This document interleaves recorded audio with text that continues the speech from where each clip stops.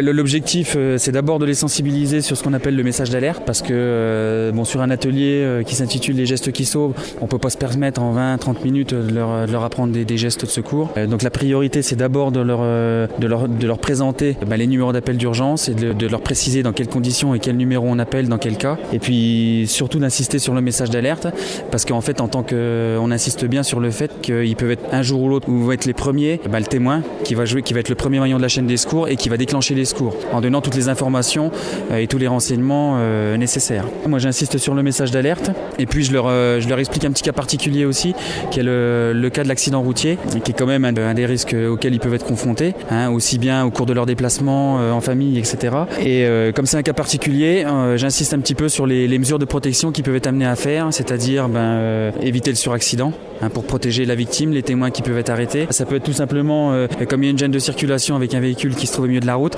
éviter qu'il y ait un suraccident, qu'il y ait un autre véhicule qui vienne percuter le véhicule accidenté. On leur rappelle qu'il y a obligation dans les véhicules à avoir des gilets de signalisation et puis les triangles. À l'issue, je leur fais une petite démonstration pratique, justement d'un geste technique en lien avec l'atelier sur les deux roues, où je leur fais une démonstration d'une victime allongée avec un retrait du casque, où je leur présente justement la technique de secours du retrait du casque, en insistant bien que c'est un geste technique qui est uniquement fait par les sapeurs-pompiers et par des gens qui sont formés, comment on agit sur un deux roues qui est accidenté et la façon de faire pour retirer un casque.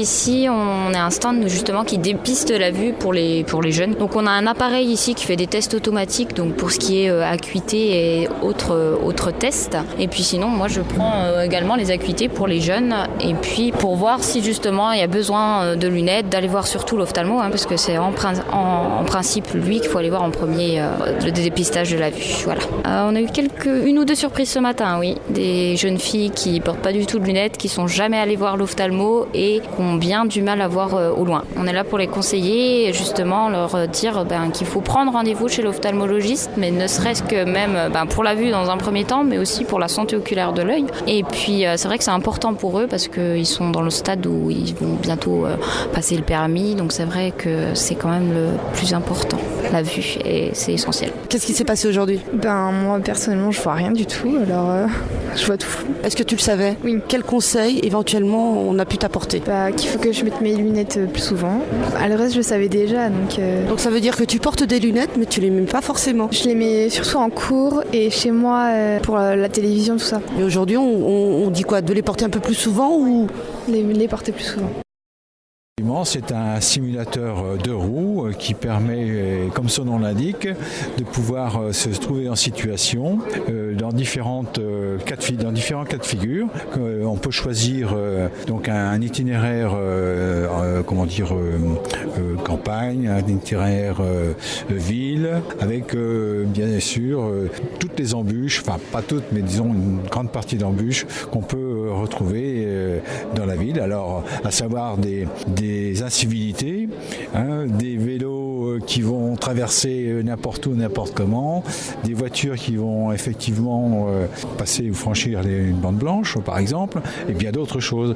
Mais là, ce simulateur permet de prendre vraiment conscience des dangers de la route et de se déplacer dans les meilleures conditions. Le but n'est pas de montrer un accident, mais de montrer que la ceinture de sécurité est utile.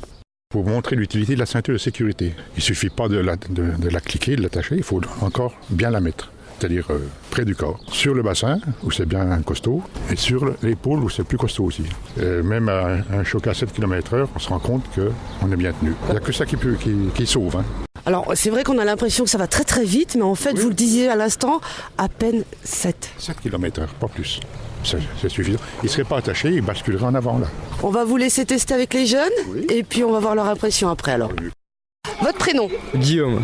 Théo. Alors, vous venez de passer à l'atelier voiture choc. Quelle impression ça fait ? Ça représente bien la réalité. Et donc ça montre comment ça fait quand on a un choc en voiture. Puis, voilà. Est-ce que vous savez à combien ça va là, à l'heure ? Non, pas du tout.